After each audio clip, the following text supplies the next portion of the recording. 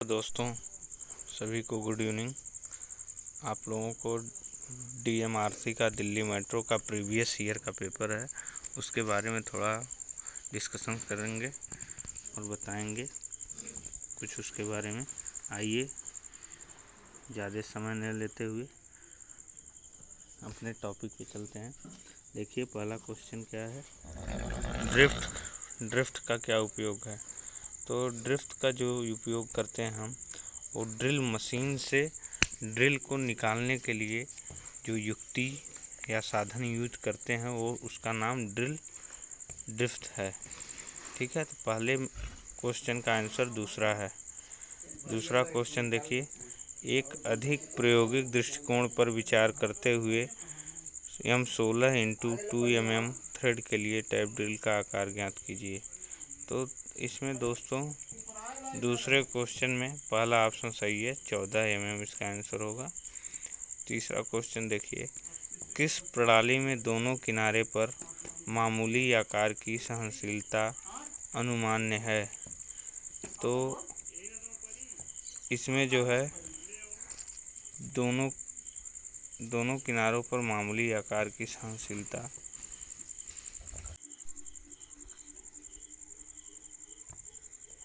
किस प्रणाली में, तीसरा क्वेश्चन देखिए, किस प्रणाली में दोनों किनारे पर मामूली आकार की सहनशीलता अनुमान्य है। तो इसमें जो है टॉलरेंस की जो है पूछ रहा है कि मतलब कि दोनों किनारों को मामूली आकार सहनशीलता पूछ रहा है। तो इसमें एक होता है यूनिलेटरल और एक होता है बाईलेटरल। तो यूनिलेटरल में एक तरफ हम जो है उसको टॉलरेंस देते हैं और बाईलेटरल में दोनों तरफ देते हैं। ठीक है, तो इसमें दूसरा ऑप्शन सही है क्योंकि दोनों तरफ टॉलरेंस पूछ रहा है, तो इसमें द्विपक्षीय प्रणाली होगा। तीसरा क्वेश्चन में दूसरा ऑप्शन सही है। चौथा क्वेश्चन देखिए, लेथ के लीड स्क्रू पर किस प्रकार की थ्रेड का प्रयोग किया जाता है। तो लेथ के लीड स्क्रू पर एकमी थ्रेड कटी होती है जिसका एंगल 29 डिग्री होता है।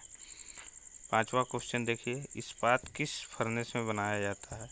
तो इस्पात जो है दोस्तों ओपन हर्थ फर्नेस में बनाया जाता है। पांचवे का दूसरा ऑप्शन देख लीजिए, पुडलिंग फर्नेस में क्या हम बनाते हैं। तो पुडलिंग फर्नेस में हम राट आयरन बनाते हैं और कुपोला फर्नेस में कास्ट आयरन बनाते हैं। ब्लास्ट फर्नेस में पिग आयरन का उत्पादन करते हैं। छठवां क्वेश्चन देखिए, पानी की पाइपलाइन में रिटर्न रहित वाल्व का क्या उपयोग है। तो पानी के पाइपलाइन में रिटर्न रहित वाल्व का जो यूज होता है वो एक मार्गी प्रवाह के लिए, मतलब एक तरफ पानी ले जाने के लिए हम रिटर्न रहित वाल्व का प्रयोग करते हैं। सातवां क्वेश्चन देखिए, प्रसामान्यीकरण नॉर्मलाइजिंग का मुख्य उद्देश्य क्या है। तो नॉर्मलाइजिंग का जो मुख्य उद्देश्य होता है दोस्तों, वो खुरदरी घिसी हुई संरचना को कम करना जो है नॉर्मलाइजिंग का मुख्य उद्देश्य है। आठवां क्वेश्चन देखिए, यंत्रशालाओं में आमतौर पर इस्तेमाल किए जाने वाले बेवल प्रोटेक्टर की शुद्धता क्या होती है। तो बेवल प्रोटेक्टर की जो शुद्धता होती है वो 5 मिनट होती है। आठवां क्वेश्चन में तीसरा ऑप्शन सही है। नवा क्वेश्चन देखिए, बेंट स्निप का क्या उद्देश्य है। तो बेंट स्निप का जो हम प्रयोग करते हैं वो वृत्ताकार कट बनाने के लिए हम बेंट स्निप का हम प्रयोग करते हैं।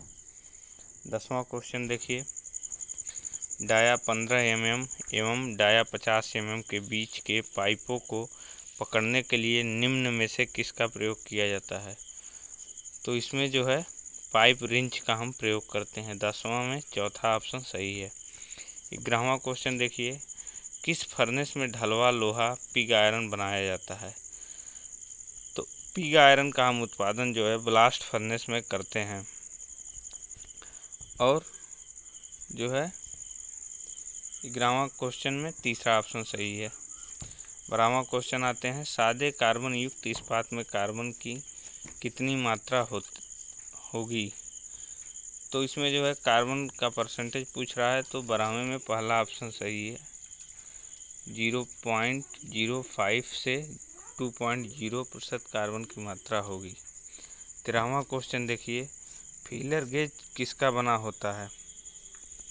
तो फीलर गेज जो बना होता है वो दोस्तों स्प्रिंग इस्पात का बना होता है, स्प्रिंग स्टील का बना होता है फीलर गेज। 14वां क्वेश्चन देखिए, ड्रिल का अंतर्विष्ट कोण क्या होता है? तो ड्रिल का जो कटिंग एंगल होता है साधारण कार्यों के लिए वो 118 डिग्री होता है। स्लिप गेज का आकार क्या है? 15वां क्वेश्चन देखिए, तो स्लिप गेज का जो आकार होता है वो 30x10 mm के साइज में स्लिप गेज होता है। 16वां क्वेश्चन देखिए, असेंबली कार में सर्क्लिप को फिट करने एवं निकालने के लिए किस प्रकार के प्लायर का प्रयोग किया जाता है? तो असेंबली कार में सर्क्लिप को फिट करने और निकालने के लिए सर्क्लिप प्लायर का हम प्रयोग करते हैं। 16वां में दूसरा ऑप्शन सही है। 17वां क्वेश्चन देखिए, कम कार्बन युक्त स्टील में कार्बन की कितनी मात्रा मौजूद होती है? तो कम कार्बन युक्त स्टील में कार्बन की जो मात्रा होती है वो 0.05 से 0.3% कार्बन की मात्रा होती है। 18वां क्वेश्चन देखिए,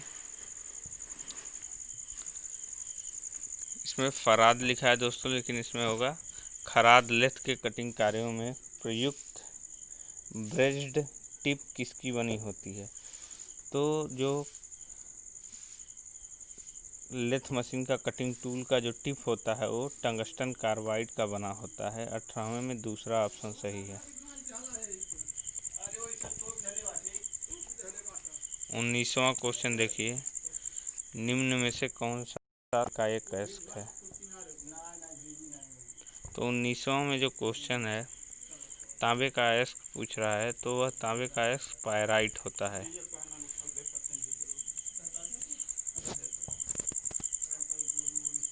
20वां क्वेश्चन देखिए, हथौड़े के बने होते हैं? तो हथौड़े जो है मध्यम कार्बन इस्पात के बने होते हैं।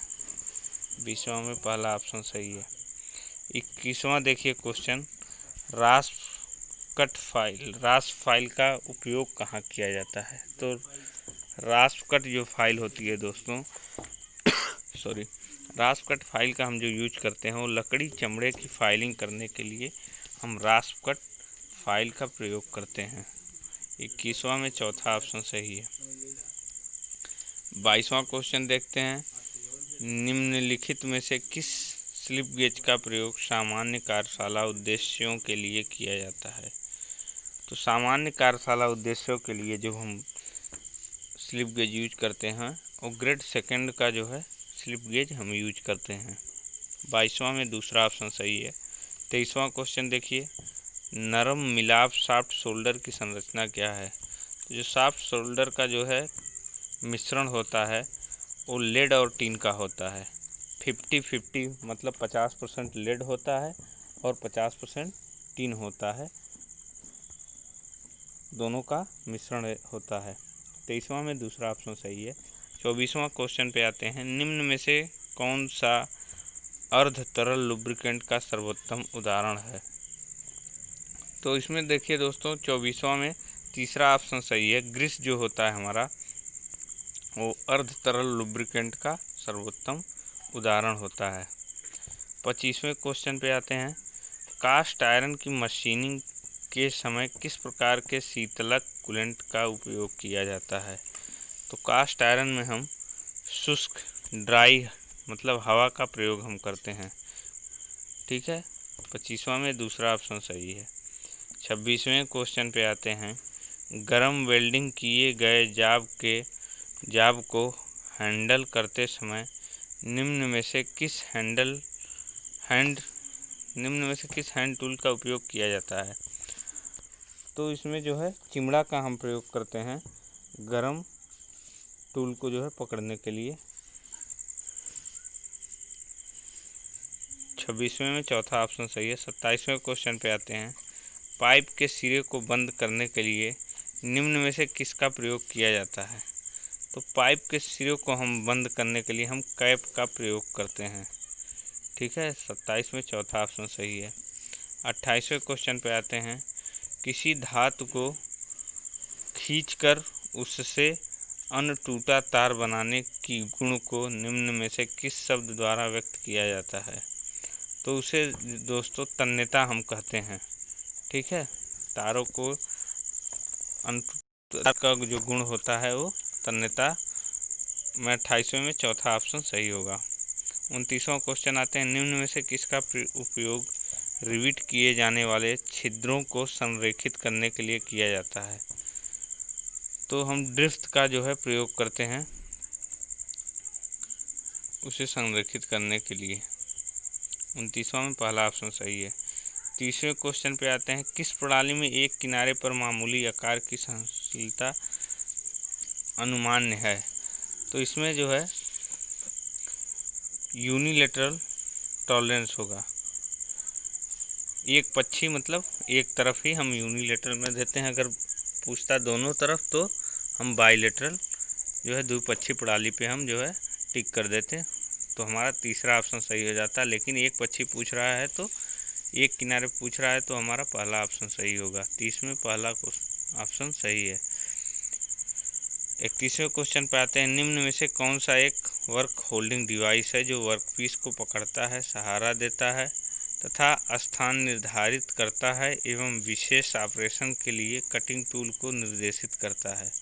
तो ये हमारा जिग होता है दोस्तों, जो वर्कपीस को पकड़ता है और जाब को सहारा भी देता है और कटिंग टूल को गाइड भी करने का हमारा काम करता है, वो हमारा जिग है। 31वें में दूसरा ऑप्शन सही है। 32वें क्वेश्चन पे आते हैं, किस प्रक्रिया में स्टील को इसमें मिली हुई कार्बन अवयव के आधार पर एक उपयुक्त तापमान तक गर्म करके उसे उपयुक्त समय के लिए धीरे धीरे ठंडा होने देना शामिल किया जाता है? तो इसमें दोस्तों 32वें क्वेश्चन में पहला ऑप्शन सही होगा, तापानुशीतन एनीलिंग जिसको हम बोलते हैं। ठीक है दोस्तों, 33वें क्वेश्चन पे आते हैं, बास्टर्ड रेती का उपयोग मुख्यतः कहाँ किया जाता है?